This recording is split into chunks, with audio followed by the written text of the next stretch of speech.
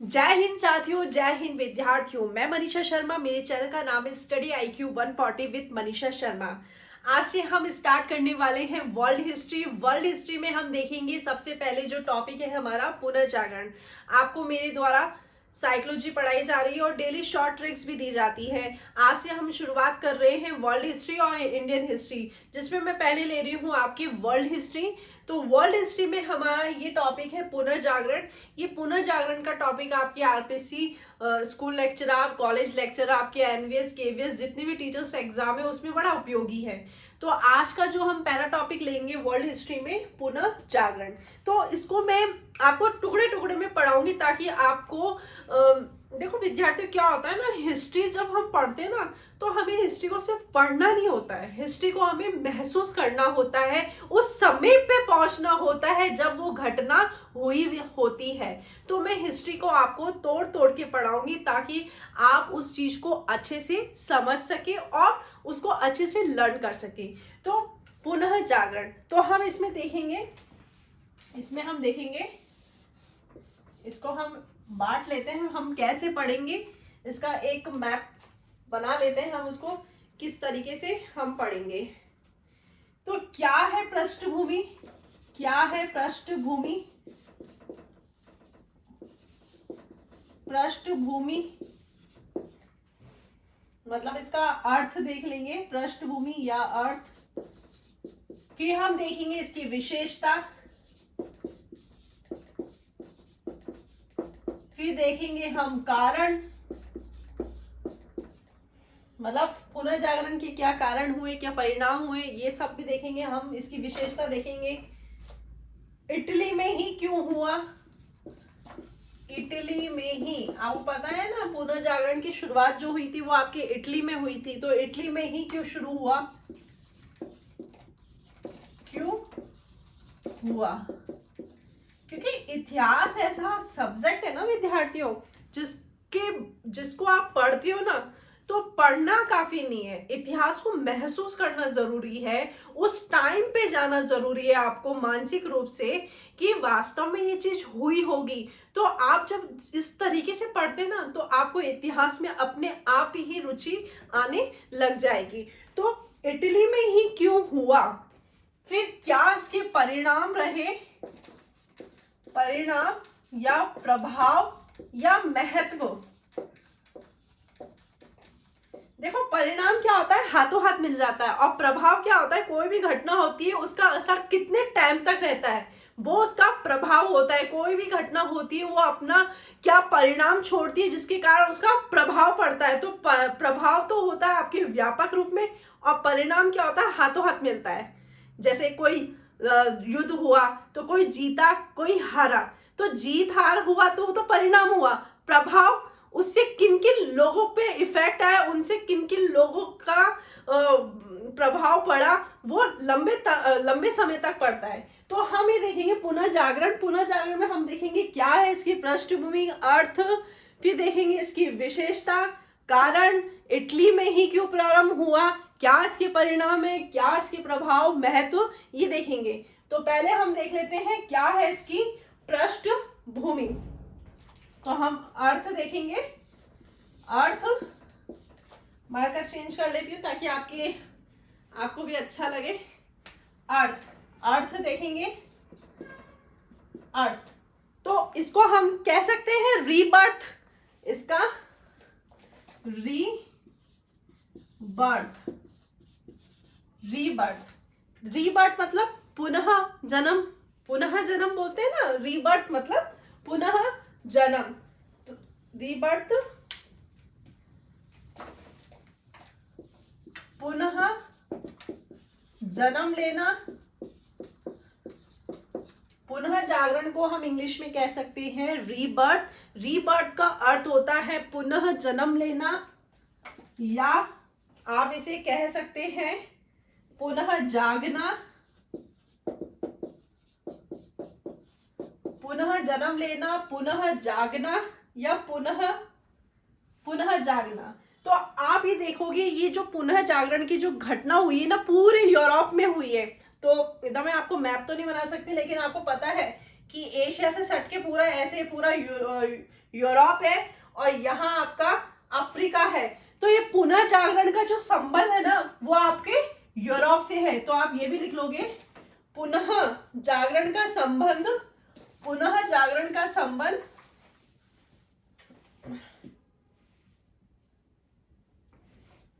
पुनः जागरण का संबंध यूरोप से है। आपको मैं वर्ल्ड हिस्ट्री पढ़ा रही हूँ जिसमें हम आज पहला टॉपिक पुनः जागरण ले रहे हैं। मैं आपको बड़ा पूरी वर्ल्ड हिस्ट्री बड़ी बारीकी से अच्छे से आपको मतलब वर्ल्ड हिस्ट्री में इंटरेस्ट आ जाए ऐसे मैं आपको पढ़ाने वाली हूँ। तो आप अपने, आज से हमारी पहली क्लास है तो आप अपने नोट्स भी बनाने लग जाइए और मतलब ऐसे नोट्स बनाइए कि एग्जाम की दृष्टि से आप जब इसका रिवीजन करो ना तो बहुत अच्छे से हो। तो आज हमारी इसकी पहली क्लास है तो हम ले रहे हैं पुनः जागरण। तो पुनः जागरण में हम देख रहे हैं इसकी क्या पृष्ठभूमि है, कारण, विशेषता, इटली में ही क्यों प्रारंभ हुआ, जो भी घटना होती है वो उधर से क्यों स्टार्ट हुई, क्या इसका कारण रहा होगा, फिर इसके परिणाम, प्रभाव, महत्व। तो हम देख रहे हैं अर्थ में हमने लिया इसको पुनः मतलब रीबर्थ, पुनः जन्म लेना, पुनः जागना। पुनः जागरण का संबंध आपके यूरोप से है।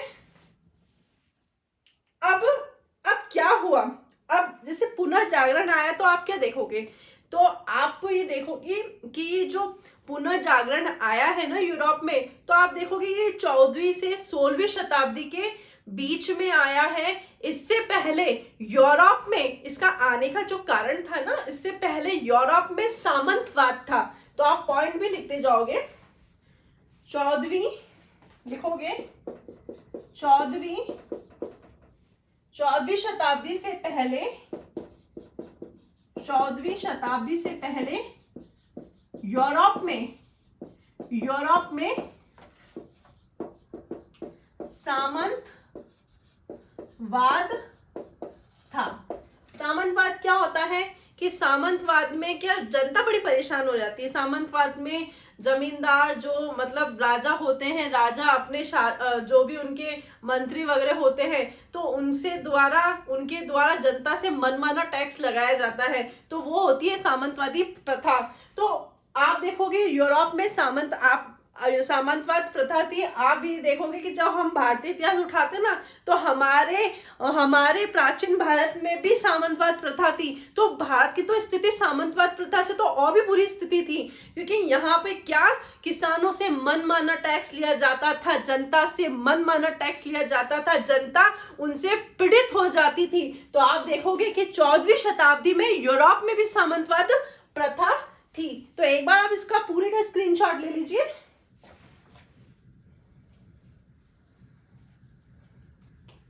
आप लिखते जाएंगे, सामंतवाद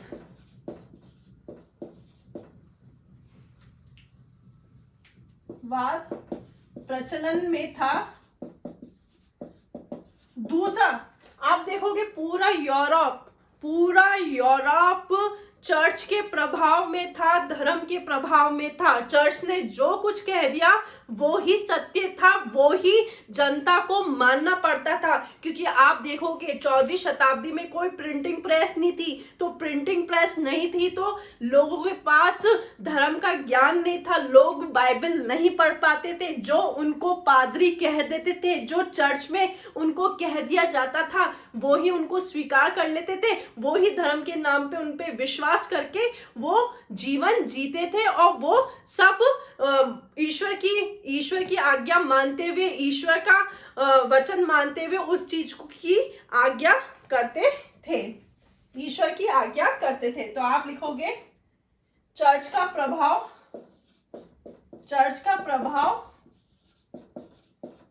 मतलब ये मैं आपको बताना चाह रही हूँ कि पुनः जागरण आने का कारण क्या है। तो हमने पहले तो देख लिया इसका अर्थ, रीबर्थ, पुनः जन्म लेना या पुनः जागना। तो यूरोप में पुनः जागरण का संबंध यूरोप से है। आपसे पूछ सकता है कि पहला क्वेश्चन ही पुनः जागरण का संबंध कहाँ से है, तो आप बोलोगे यूरोप से है। फिर हम देखेंगे कि 14वीं शताब्दी जब पुनः जागरण आया उससे पहले यूरोप में सामंतवाद प्रथा चल रही थी। तो सामंतवाद प्रथा में क्या होता था, जनता से मनमाना टैक्स लिया जाता था, किसानों को परेशान किया जाता था, किसानों से भी मनमाना टैक्स लिया जाता था। तो ये क्या थी, सामंतवादी प्रथा थी। तो सामंतवाद था, चर्च का प्रभाव था, कोई भी कार्य हो, चाहे आपके कुछ भी काम हो, तो वो चर्च का उसका हस्तक्षेप था, धर्म में उसका प्रभाव था। तो ये सब चीजें क्या थी, ये आपके कारण बनी। चर्च का प्रभाव, धर्म से प्रभावित होना, धर्म से प्रभावित था, और विज्ञान का कोई अस्तित्व नहीं था, विज्ञान का कोई अस्तित्व नहीं था। आप देखोगे सारे धर्म को मानने वाले थे, चर्च को मानने वाले थे, चर्च से जो आज्ञा दे दी वही उनको फॉलो करना होता था, वही उनकी आज्ञा को मानना होता था। कोई बुद्धिजीवी नहीं थे, कोई विज्ञान का ज्ञान नहीं था, तो यहाँ पर विज्ञान का भी अस्तित्व नहीं था। ये भी एक कारण रहा है, विज्ञान का कोई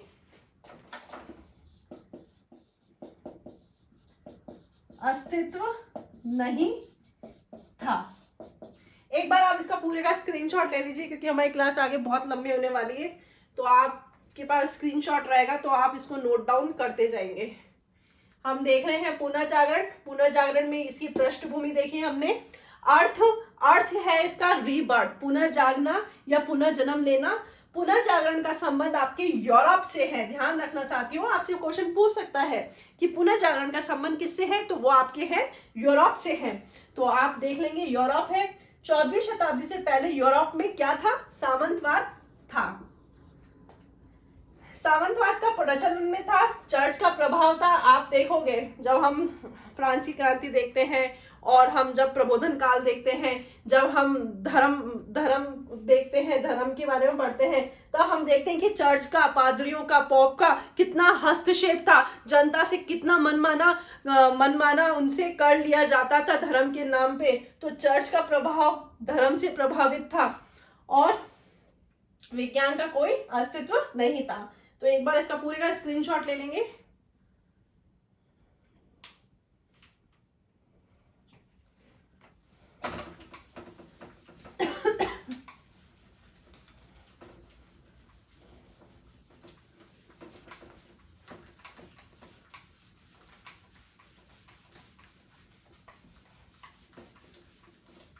नेक्स्ट हम देखेंगे, कोई भी व्यक्ति विज्ञान, तर्क, चिंतन, बुद्धिजीवी की बात नहीं करता था। तो ये भी एक इसका पॉइंट है।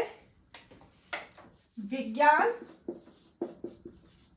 तर्क, चिंतन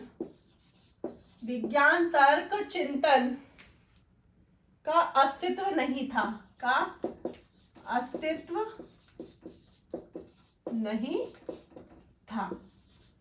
ठीक है साथियों।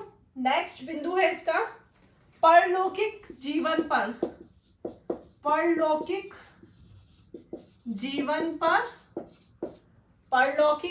पर बात करते थे। अब ये क्या होता है, बात करते थे। देखो, जीवन दो प्रकार का होता है, जीवन को दो तरह के मानने वाले लोग होते हैं। एक तो परलौकिक, दूसरा होता है इहलौकिक।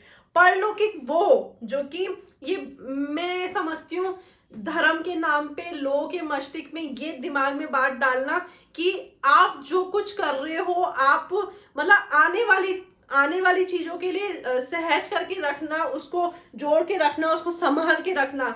तो मतलब आप देखोगे कि जब पहले कोई मर जाता था तो आप उनके शव के अंदर कुछ सामग्री रख देते थे खाने पीने की या कुछ भी, ताकि वो भविष्य में उसका उपयोग कर सके। ये तो क्या था, परलौकिक, मतलब वर्तमान की ना सोचते हुए भविष्य के बारे में चिंता करना, ये होता है आपका परलौकिक। इहलौकिक क्या होता है कि वर्तमान के बारे में सोच के आप उन सभी भौतिक वस्तुओं का उपयोग कर सको। तो ये है आपके परलौकिक जीवन पे बात करते थे। तो एक बार इसका विद्वानों ने, जो भी विद्वान हुए, विद्वानों ने इन्हीं सब कारणों से इस काल को, इस युग को क्या कहा है, डार्क एज कहा है। विद्वानों ने इस इस युग को डार्क एज कहा है। क्यों कहा है ये हमने देख लिया, क्योंकि यहाँ पे धर्म से प्रभावित था, सामंतवाद प्रथा थी, विज्ञान का कोई अस्तित्व नहीं था, कोई चिंतन तर्क इनकी बातें नहीं करता था, आपके परलौकिक जीवन की बात पे बल दिया जाता था। तो विद्वान लोग क्या कहते थे, ये युग डार्क एज के काल कहा है। लेकिन आप देखोगे जब भी समाज में या कोई ऐसी जगह जब घटना होती है, जब वो अपने चरम सीमा पे पहुंच जाती है, तो जब व्यक्ति की सहनशीलता से जब वो घटना परे हो जाती है, तब लोगों को उसके प्रति घृणा पैदा होती है और लोग उसमें सुधार की बात करना चाहते हैं, उसमें परिवर्तन करना चाहते हैं। कुछ बुद्धिजीवी ऐसे आए उस समय जब उन्होंने लोगों को समझाया, धर्म के बारे में समझाया, बाइबल के बारे में समझाया, पॉप क्या करते हैं, यह लौकिक परलौकिक के बारे में समझाया। तो इसी बीच में कुछ बुद्धिजीवी आए,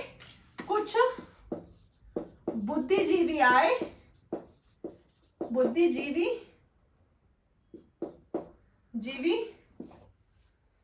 या विद्वान कह लो, विद्वान, जिसमें आपके हैं फ्रांसीसी ब्रेकन। कौन है आपके फ्रांसीसी ब्रेकन? दूसरा है आपका देकार्त। इन्होंने बाइबल को पढ़ा, बाइबल को जाना, धर्म के नाम पे जो पोप पादरी, जो वहां के राजा जनता को परेशान करते थे, जनता को जो परेशान करते थे, वो उन सब के बारे में जनता तक उस बात को बताया। तो कुछ बुद्धिजीवी ने आके वहां पर मतलब इन सब चीजों के बारे में बताना शुरू किया कि ईश्वर ने ऐसी कोई आज्ञा नहीं दी है जो उस बात को जनता माने। ये तो सिर्फ राजा और वहां के पोप अपने हित के लिए, अपने लोभ के कारण जनता को परेशान कर रहे हैं। तो कुछ बुद्धिजीवी आए, जैसे आपके फ्रांसीसी ब्रेकन, देकार्ते आए और इन्होंने सही जानकारी जनता तक पहुंचाई,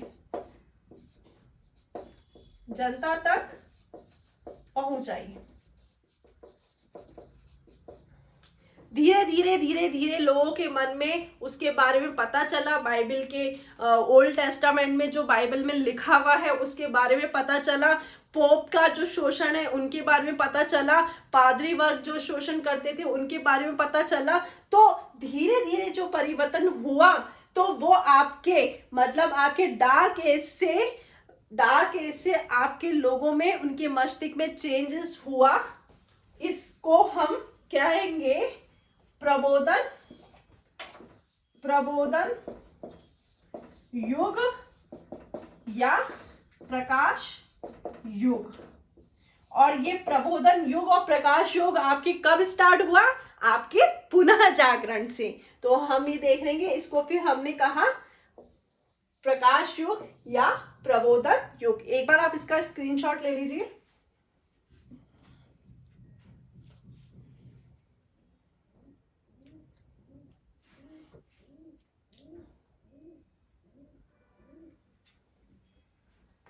ठीक है साथियों, अब आप देखोगे कि यूरोप में पुनः जागरण पहली बार नहीं हुआ था। यूरोप में पुनः जागरण आप देखोगे कि साहित्य के क्षेत्र में हुआ था 9वीं शताब्दी में, है ना, जैसे कॉलोनिज्म कहा, और 10वीं शताब्दी में भी हुआ।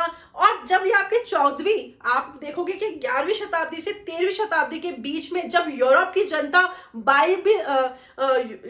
की जनता आपके चर्च से परेशान हुई, पादरियों से परेशान हुई, पॉप से परेशान हुई, तो परेशान होके जब यूरोप में आया 14वीं से 16वीं शताब्दी के बीच में पुनः जागरण। तो यूरोप में 3 बार पुनः जागरण हुआ। आपको छोटी छोटी बात हर चीज बताऊंगी ताकि आपको किताब में वापस से पढ़ने की जरूरत नहीं होगी, और आपको पता होना चाहिए। आप अगर इतिहास के विद्यार्थी हैं तो आपको पूरी तरीके से पता होना चाहिए, उस विषय वस्तु के बारे में अच्छे से ज्ञान होना जरूरी है। तो यूरोप में ये 3री बार पुनः जागरण था। पहली बार जब पुनः जागरण हुआ वो आपके साहित्य के क्षेत्र में हुआ था। अब आप लिखोगे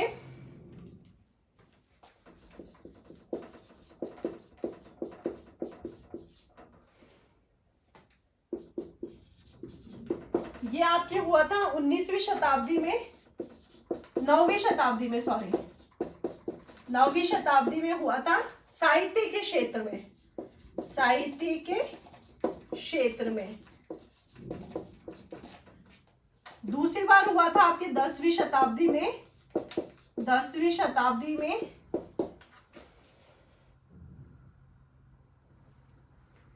ये इसे हम कहते हैं सुधार हुआ था इसमें,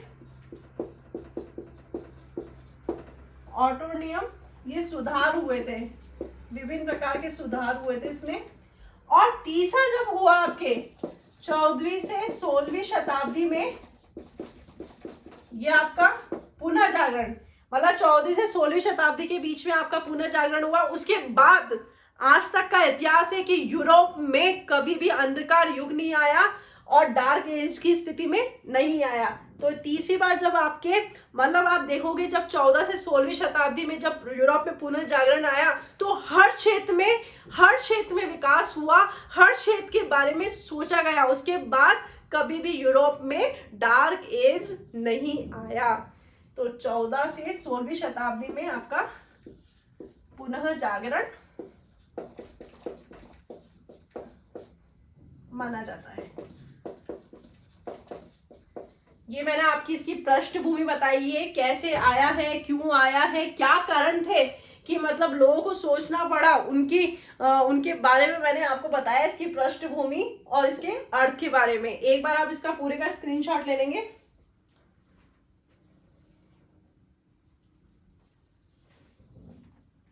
शुरू हुआ। ठीक है साथियों, आप एक बार इसका स्क्रीनशॉट ले लीजिए। पृष्ठभूमि बताई थी मैंने आपको इसकी।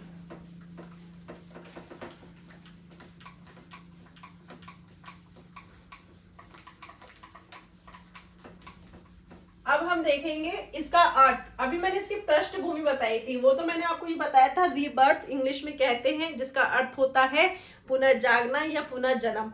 अब ये है कि आपका ये पुनः जागरण जो शब्द है ना, वो कहाँ से लिया गया है और किसने पहले दिया है। तो हम ये देखेंगे इसकी पृष्ठभूमि।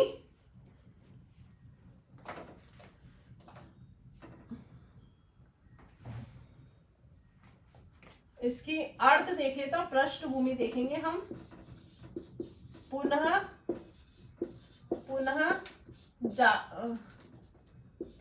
जागरण,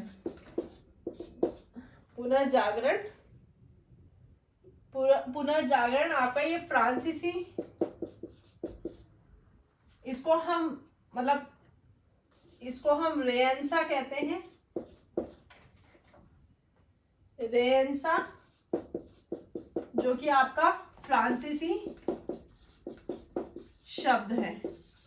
पुनः जागरण शब्द ये तो हिंदी में कहते हैं, लेकिन इसको फ्रांस में इसको रेनेसां कहते हैं, क्योंकि यूरोप में हुआ था तो यूरोप का ही कोई देगा नाम इसको। तो ये इसको यूरोप में वो फ्रांसीसी शब्द है रेनेसां, फ्रांसीसी शब्द है, रेनेसां है। इसको देने वाले रेनेसां शब्द देने वाले वेसारी हैं, वेसारी। ये वेसारी जो है वो आपके कलाविद थे। इनकी जो बुक है लाइफ ऑफ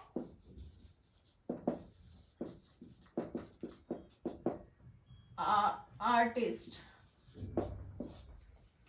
देखो, पुनः जागरण शब्द को फ्रांसीसी शब्द है, जिसका फ्रांसीसी शब्द है रेनेसां, इसका अर्थ होता है पुनः जागरण। इसको देने वाले सर्वप्रथम आपके वेसारी हैं, जो कि एक कलाविद थे। इनके बुक का नाम है लाइफ ऑफ आर्टिस्ट। इनकी बुक का नाम क्या है? Life of artist. इनकी बुक का नाम क्या है? Life of artist.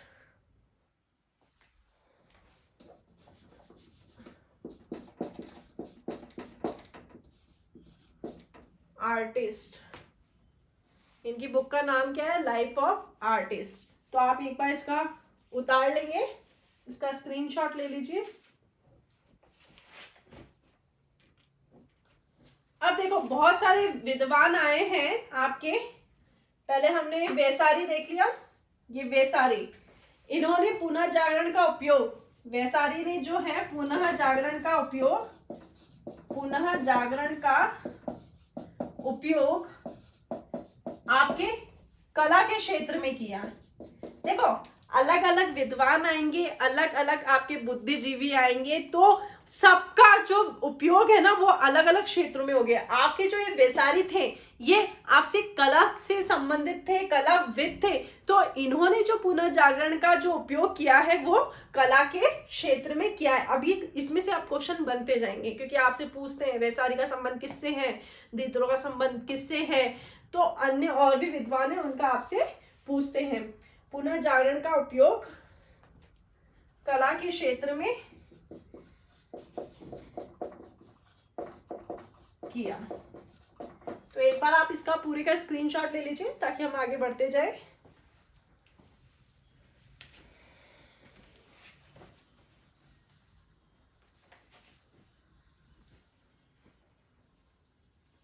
कला के क्षेत्र में भी इन्होंने स्थापत्य और चित्रकला पे लिया, कला में भी इन्होंने स्थापत्य व चित्रकला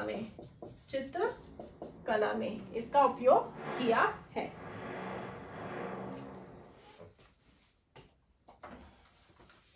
नेक्स्ट हम देखेंगे दीद्रो।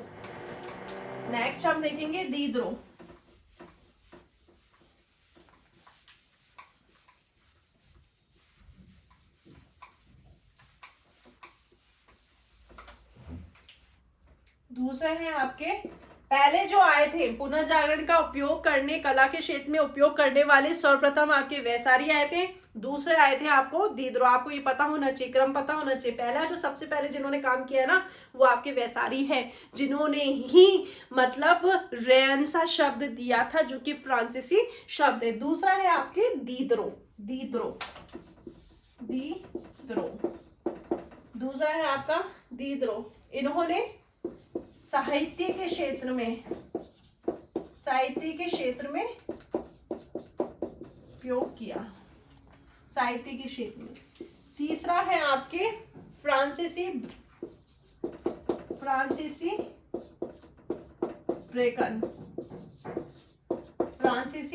ब्रेकन है। इन्होंने आपके विज्ञान के क्षेत्र में उपयोग किया। ये आपको पता होना चाहिए। मतलब जो आपके दीद्रो आए उन्होंने साहित्य के क्षेत्र में, आपके फ्रांसीसी ब्रेकन आए उन्होंने विज्ञान के क्षेत्र में, आपके वैसारी है वो कलाविद थे तो उन्होंने स्थापत्य और चित्रकला के रूप में काम में लिया। आपके ये जो फ्रांसीसी ब्रेकन है ना, इनकी दो बुक्स थी, एक थी आपकी न्यू अटलांटिक्स, दूसरी थी आपकी नोवम ऑर्गन।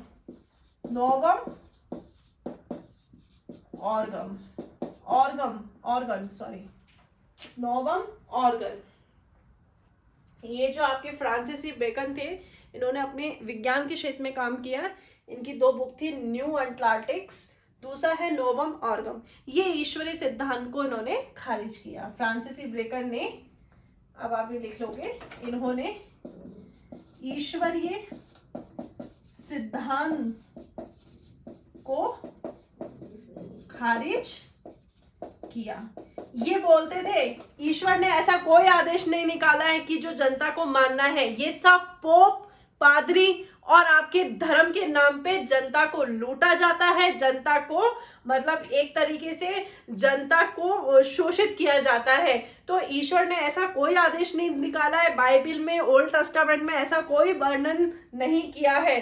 तो ये ईश्वरीय सिद्धांत को इन्होंने खारिज किया है। ये इनकी इंपॉर्टेंट बातें हैं। इन्होंने विवेक पे बल या बुद्धि पर बल दिया है। उन्होंने बोला है ईश्वर ने ऐसा कोई आदेश नहीं निकाला है जो व्यक्ति को, मानव को मानना ही होगा। उन्होंने बोला है कि व्यक्ति अपने स्वविवेक से कार्य करे, अपने बुद्धि का प्रयोग करे। ये किसने कहा है? आपके फ्रांसिसी ब्रेकन ने कहा है। एक बार आप इसका पूरे का स्क्रीनशॉट ले लीजिए। एक बात और कही है इन्होंने कहा है, फ्रांसिसी ब्रेकन ने ही कहा है, समय सत्य सत्ता की नहीं वरण समय की पुत्री है। सत्य, ये आप पहले लिख लीजिए फिर मैं लिखाती हूँ।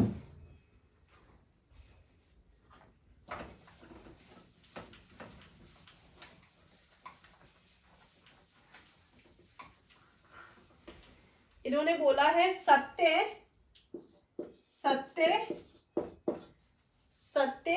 सत्ता की नहीं, समय की पुत्री है। ये आपके प्रबोधन काल में भी आएंगे। ये जो फ्रांसिसी ब्रेकन है आपके प्रबोधन काल में आएंगे। ये स्टेटमेंट पूछ लिया जाता है, ये कथन किसका है? सत्ता की नहीं, समय की पुत्री है। तो ये आपकी है फ्रांसिसी ब्रेकन का। तो ये इंपॉर्टेंट बात थी। एक बार आप इसका स्क्रीनशॉट ले लीजिए। ये कहते थे समय के साथ, मतलब जो सत्य होता है ना वो समय के साथ बाहर निकल ही जाएगा। फ्रांसिसी ब्रेकन कहते थे सत्य समय के साथ बाहर निकल जाएगा।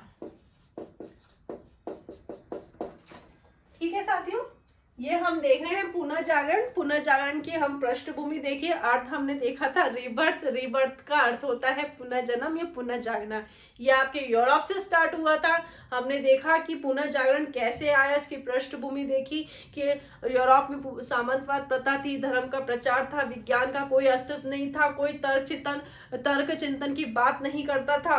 तो ऐसे में क्या हुआ कि कुछ विद्वानी जब जनता पे, मतलब जब वो चीज असहनीय हुई तो जनता, जब विद्वान आए, क्योंकि हर देश में वहां की देश का जो विकास होता है वहां के बुद्धिजीवियों से होता है, वहां के विद्वानों से होता है। जब विद्वानों ने इसके बारे में सोचना प्रारंभ किया, जब उन्होंने पढ़ना स्टार्ट किया, क्योंकि आप देखोगे उस समय प्रिंटिंग प्रेस का कोई विकास नहीं था, लेकिन जब बुद्धिजीवी ने देखा कि वास्तव में बाइबल में ऐसा लिखा है या वास्तव में वो बात है जो कि जनता को स्वीकार करनी पड़ेगी, या ये ईश्वर का आदेश है, या पोप या पादरी इनकी मन मर्जी है जिसे जनता पीड़ित हो रही है, तो ऐसी कौन सी ईश्वर की सत्ता है जिसके कारण ईश्वर के द्वारा मनुष्य को कष्ट दिए जा रहे हैं। तब बुद्धिजीवी ने पढ़ना शुरू किया, तब देखा कि ऐसा ओल्ड टेस्टामेंट आपके बाइबल में ऐसा कुछ नहीं लिखा है, ऐसी कोई ईश्वर ने आदेश नहीं दिया।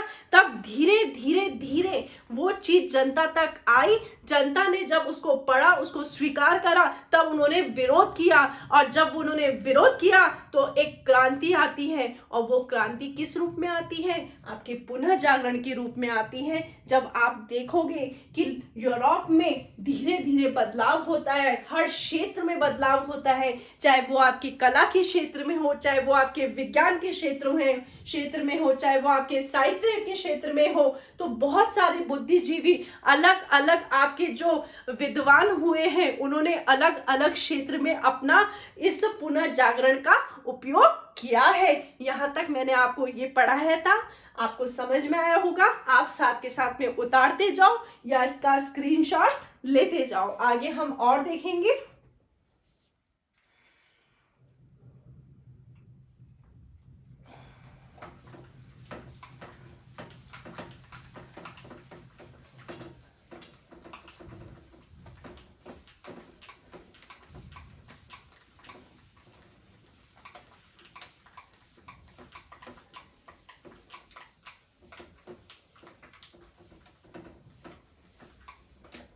अब हम देखेंगे पुनः जागरण की विशेषता। जब ये पुनः जागरण आया तो इसकी क्या क्या क्वालिटी थी, क्या क्या इसमें विशेष बातें थी। तो अब हम देखेंगे पुनः जागरण की विशेषता।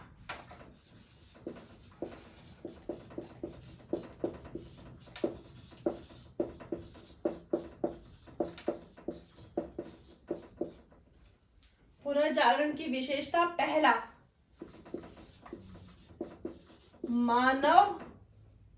मानववाद।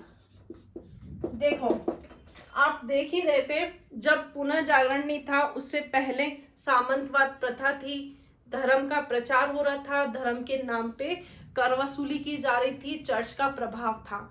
लेकिन जब पुनर्जागरण आया, लोगों ने जाना कि ईश्वर ने ऐसे कोई आदेश नहीं दिए।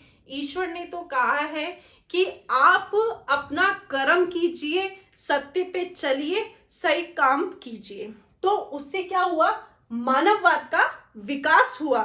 तो उससे क्या हुआ, मानववाद क्या है, मानव के प्रति प्रेम भावना, मानव के प्रति प्रेम भावना, ये आपका मानववाद है। मनुष्य चेतना में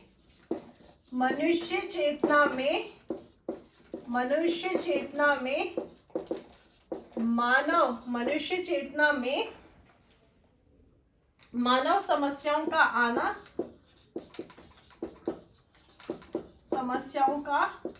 आना, ये आपका मानववाद है।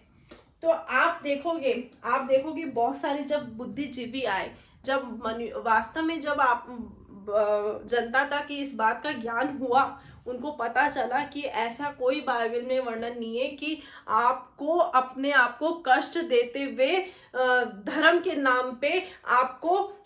नाम पे कर्म करना पड़ेगा या उनके अत्याचारों को सहन करना पड़ेगा।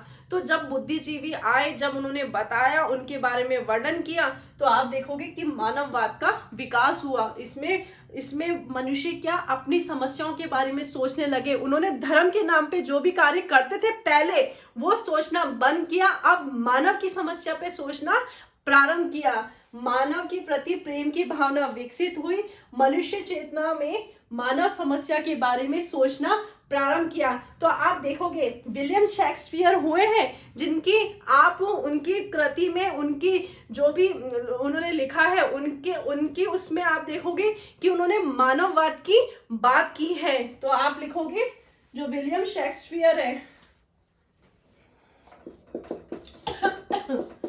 विलियम शेक्सपियर, इनके साहित्य में, विलियम शेक्सपियर के साहित्य में आप देखोगे कि मानववाद की झलक देखने को मिलती है। विलियम शेक्सपियर की साहित्य में मानववाद की झलक देखने को मिलती है। साहित्य में मानव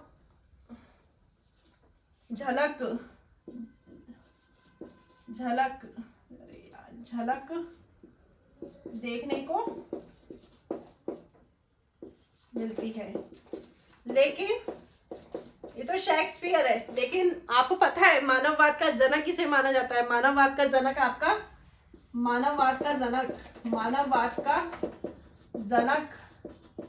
आपका पेट्रॉक को माना जाता है। किसे माना जाता है? पेट्रॉक को।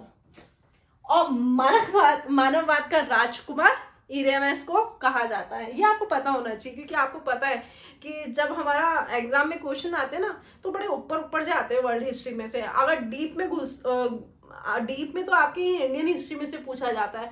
बाकी आपसे पूछ लेता है मानववाद का जनक कौन है, तो आपको पता होना चाहिए पेट्रॉक है। मानववाद का राजकुमार कौन है? मानववाद का राजकुमार आपका इरेनस है। विलियम शेक्सपियर की साहित्य में किस विषय वस्तु की झलक मिलती है? तो आप देखोगे उन्होंने मानववाद का बड़ा आसानी से, अच्छे से वर्णन किया है। तो मानववाद का जनक आपका पेट्रॉक, मानववाद का राजकुमार आपके इरेनस को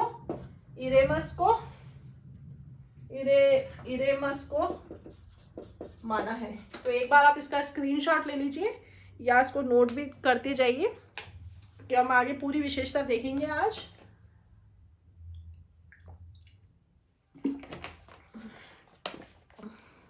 सॉरी साथियों, ये था आपका मानववाद। इसकी प्रमुख पहली विशेषता है।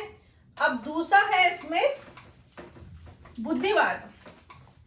आप देखोगे ना कि एक एक पॉइंट आ रहा है कि पुनर्जागरण जैसे ही आया तो लोगों में किस किस बातों का परिवर्तन हुआ। मानववाद, पहले मनुष्य धर्म के बारे में सोचता था, चर्च के बारे में सोचता था, पोप के बारे में सोचता था, ये सोचता था कि बाइबल में ये लिखा है अगर मैंने ऐसा नहीं किया तो मैं ईश्वर का गुनाहगार हूं, तो वो इन बातों के बारे में सोचता था। लेकिन जैसे ही पुनर्जागरण आया वो मनुष्य की समस्याओं के बारे में सोचने लगा, वो मनुष्य की चेतना के बारे में सोचने लगा, वो मनुष्य के बारे में सोचने लगा। तो इस पे आपके काम किया है आपके विलियम शेक्सपियर में। विलियम शेक्सपियर ने उसमें मानववाद के साहित्य की झलक मिलती है। आपके मानववाद का जनक आपके प्लेटो को कहा जाता है और मानववाद का आपका राजकुमार इरेनस को कहा जाता है। तो आप मेरे वीडियो को 2-3 बार देखोगे वैसे ही याद हो जाएगा। आपको नोट करने की भी जरूरत नहीं पड़ेगी, आप 2-3 बार मेरे वीडियो को देखोगे ना तो वैसे ही याद हो जाएगा। अब हम लेंगे बुद्धिवाद। दूसरा जो विशेषता है वो है हमारी बुद्धिवाद।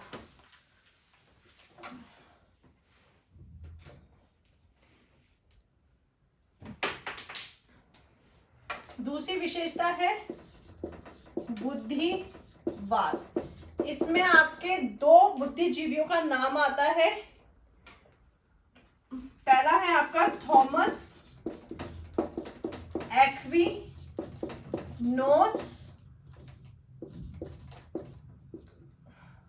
पहला बुद्धिजीवी है आपका थॉमस एक्विनोस और दूसरा है आपका रोजर बेकन। दूसरा है आपका वह रोजर बेकन। ये 2 बुद्धिजीवी हैं। इन्होंने कहा है कि अगर आपको चर्च कोई आदेश दे रहा है या पोप कोई आदेश दे रहा है तो उसका उपयोग आप अपने बुद्धि या तर्क से करो। आप बिना सोचे बिना पढ़े आप उन सब चीजों के बारे में उस कार्य को करना प्रारंभ नहीं करो। तो इनके अनुसार उन्होंने ये बात कही है चर्च और आपके परंपरागत विचारों को बुद्धि के आधार पर, ये कहने वाले कौन है आपके कहने वाले रोजर बेकन और थॉमस एक्विनोस। इन्होंने कहा है कि अगर मान लो चर्च आदेश भी देता है या पोप भी आदेश देता है, राजा भी आदेश देती है, तो जनता को अपनी बुद्धि के आधार पे उसके बारे में सोचना चाहिए। ये कहने वाले कौन थे आपके? थॉमस एक्विनोस और रोजर बेकन। तो इन्होंने क्या कहा है? चर्च और परंपरागत विचारों को बुद्धि के आधार पे परखना आवश्यक है। बुद्धि के आधार पर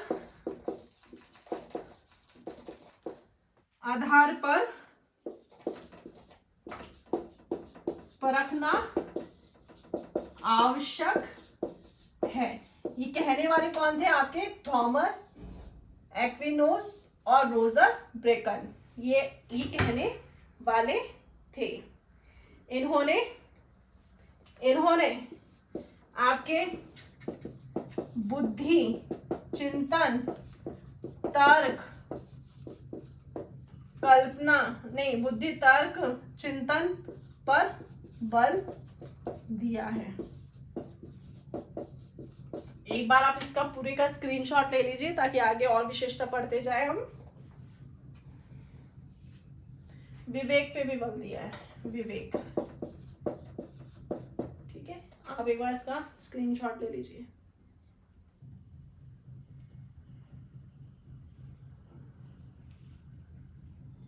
तीसरी विशेषता है इसकी वैज्ञानिक दृष्टिकोण। देखो, जब बुद्धि आएगी तो आप उस चीज को वैज्ञानिक दृष्टिकोण से सोचोगे कि ये जो चीज बोली गई है, जो कुछ हो रहा है हमारे समाज में ईश्वर के द्वारा, ये आपके बाइबल में लिखा हुआ है, या जो आपके शासक की जो सत्ता है वो आपको जो भी आदेश दे रहे हैं, क्या वो सत्य है या नहीं है। तो आप उस चीज को वैज्ञानिक दृष्टिकोण से सोचोगे, उसके बारे में अनुसंधान करोगे, उसके बारे में आप अध्ययन करोगे, फिर उसके बारे में आप अपने कार्य करोगे।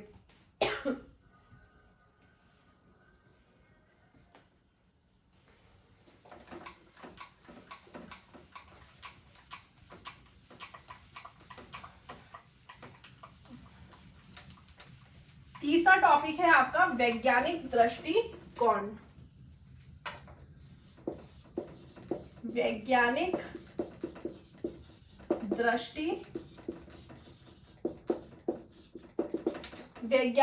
दृष्टिकोण। किसी भी बात को स्वीकार करने से पहले, किसी भी बात को स्वीकार करने से पहले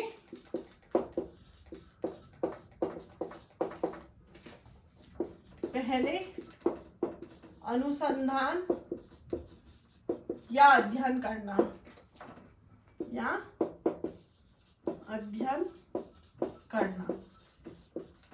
मतलब जैसे अब पुनर्जागरण आया, लोगों में मतलब कह दो ना सरल भाषा में अक्ल आई, तो वो हर चीज गहराई से सोचने लगे, तो वो उस बातों पे विचार करने लगे, जो भी आदेश आते थे उसके बारे में सोचने लगे। ये सब किसका प्रभाव था? पुनर्जागरण का प्रभाव था। ये इसकी विशेषता में आता है। आपको ये पढ़ना इसलिए जरूरी है, जब आपसे कोई चीज पूछता है ना कि क्या बदलाव हुए, पुनर्जागरण की क्या विशेषता है, क्या नहीं है, इसलिए आपको छोटे छोटे बिंदु पढ़ना बहुत जरूरी है।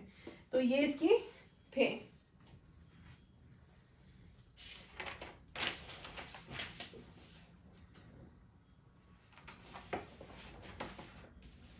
चौथा है इहलोक पे बल देना। चौथा है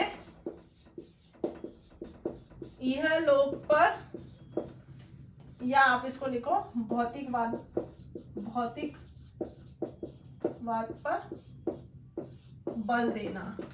अब ये कैसे? जब पुनर्जागरण नहीं था, जब पुनर्जागरण से पहले, तो लोग क्या धर्म के बारे में सोचते थे, पारलौकिक जीवन के बारे में सोचते थे, वो वर्तमान के बारे में नहीं सोचते थे, वो भविष्य के बारे में सोचते थे, अपने जीवन को सुधारने के बारे में सोचते थे। अगर मैं ऐसे करूंगी, ऐसे कर्म करूंगी, तो वो उसके बारे में सोचते थे। लेकिन जैसे ही पुनर्जागरण आया, तो वस्तु इहलोक के बारे में सोचने लगा, व्यक्ति भौतिकवादी होने लगा।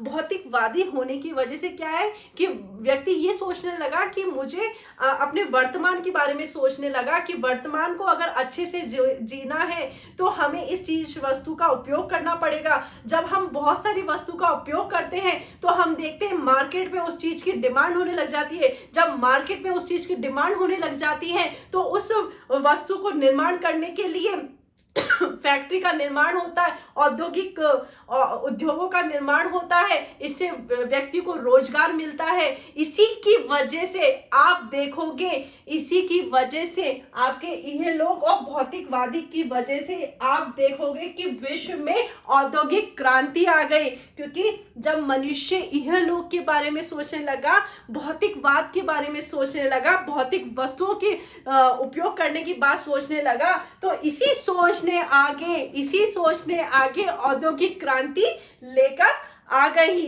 मनुष्य के दिमाग में सबसे परिवर्तन ये हुआ कि वो भविष्य के बारे में चिंता नहीं करने लगा, वो पारलौकिक विषयों के बारे में चिंतन नहीं करने लगा, वो आध्यात्म के बारे में चिंतन नहीं करने लगा। वो वर्तमान जीवन को कैसे जिए, वर्तमान जीवन में उसको अपने जीवन को कैसे सुखवादी बनाया जाए, कैसे वस्तुओं का उपयोग किया जाए, तो वो उनके बारे में सोचने लगा। इससे उनके मस्तिष्क में औद्योगिक क्रांति में वो बदलाव आया, औद्योगिक क्रांति को बल मिला। इसी बात में आप ये लिख लेना, इसी बात ने औद्योगिक क्रांति पढ़ेंगे अपन। औद्योगिक क्रांति में देखना कैसे आया भाप का इंजन, सारी चीजें कैसे, मतलब आप देखो जैसे ही पुनर्जागरण आया, वैसे ही मनुष्य की सोच में बदलाव आया। वो धर्म के बारे में नहीं सोचने लगा, वो मनुष्य के बारे में सोचने लगा, मनुष्य की समस्याओं के बारे में सोचने लगा, वो इहलोक के बारे में सोचने लगा कि मनुष्य के जीवन को कैसे सुख और कैसे मनुष्य भौतिक वस्तु का उपयोग कर सकता है, उसके बारे में सोचने लगा। तो इसी बात में औद्योगिक क्रांति को बल मिला। ये इनके हम विशेषताएं पढ़ रहे हैं, ये आपको पता होना चाहिए कैसे इनकी, मतलब इतिहास को आप क्रम से पढ़ोगे ना तो इतिहास में आपको रोचकता आएगी और इतिहास को याद करना भी आसान हो जाएगा। तो इसी बात पे, क्रांति पे बल मिला या बल दिया, जो भी है एक ही बात है। हम इतिहास वाले हैं, इतिहास वाले हिंदी पे ना जाए, इतिहास वाले आप उसके तथ्यों पे जाए बातों पे जाए। तो क्रांति को बल दिया। फिर है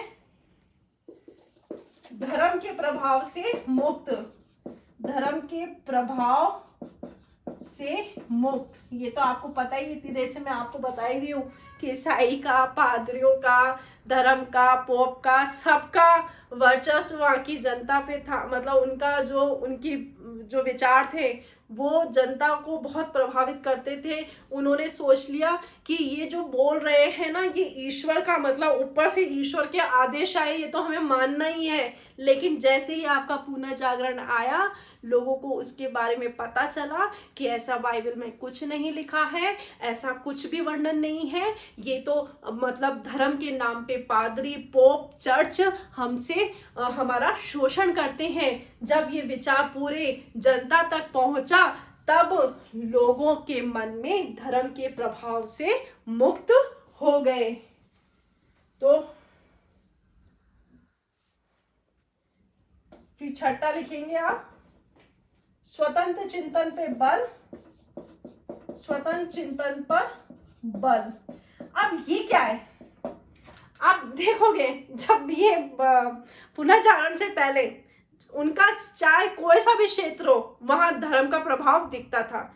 चाहे वो आपका कला का क्षेत्र हो, चित्रकला, साहित्य की कला, विज्ञान का क्षेत्र हो, कोई से भी क्षेत्र हो, वहां पे आपका मतलब पोप, पादरी, उनके धर्म का प्रभाव दिखता था। लेकिन जैसे पुनर्जागरण आया तो व्यक्ति स्वतंत्र चिंतन करने लगा। व्यक्ति जिसको जिस क्षेत्र की रुचि थी उसके बारे में सोचने लगा, उसका विषय वस्तु अपने आप से सोचने लगा। तो स्वतंत्र चिंता पे बल दिया, सृजनता पर बल मिला, क्योंकि व्यक्ति के अंदर जो भी उसके अंदर जो कला थी वो उसके बारे में उस चीज को करने लगा, उसको स्वतंत्रता मिली, तो सृजनता को बल मिला। अंतिम लिख देना, यथार्थ व सौंदर्य को बल। आगे हम देखेंगे कि मतलब कौन कौन से आपके कला प्रेमी आए, विज्ञान प्रेमी आए, साहित्य प्रेमी आए, और उनका मतलब क्या क्या योगदान रहा है। हम आगे जब हम बढ़ते जाएंगे ना, तो आपको पता चलेगा कि कैसे कैसे परिवर्तन आया। तो यथार्थ और सौंदर्य पर बल दिया। ये हमने देखी है आज पुनर्जागरण की विशेषता। ये वैज्ञानिक दृष्टिकोण पे बल मिला। यह लोग व्यक्ति भौतिकवाद पर बल मिला। धर्म के प्रभाव से मुक्त हुआ। स्वतंत्र चिंतन पे बल मिला। सृजनता पर बल मिला। ये थी हमारी पुनर्जागरण की विशेषता। साथियों, हम आगे और पढ़ेंगे। आज के हमने पॉइंट में इसका पृष्ठभूमि देख ली और इसका अर्थ और इसकी विशेषता। आगे जैसे जैसे हमारी क्लास बढ़ती जाएगी तो हम एक एक टॉपिक को अच्छे से क्लियर करते हुए बढ़ते जाएंगे और बड़ा आसान तरीके से मैं आपको पढ़ाने का प्रयास कर रही हूँ, समझाने का प्रयास कर रही हूँ। आज ये हमारी वर्ल्ड हिस्ट्री की पहली क्लास थी और हम ऐसे नियमित रूप से कक्षा लेते रहेंगे। अगर कुछ बीच में डिस्टर्ब आता है तो वो किसी कारण से हो सकता है। बाकी आपकी कक्षाएं नियमित रूप से आपको कक्षा अपलोड कर दी जाएगी। वो कक्षा आपको नियमित रूप से मिलती जाएगी। तो जय हिंद साथियों, जय हिंद विद्यार्थियों, धन्यवाद।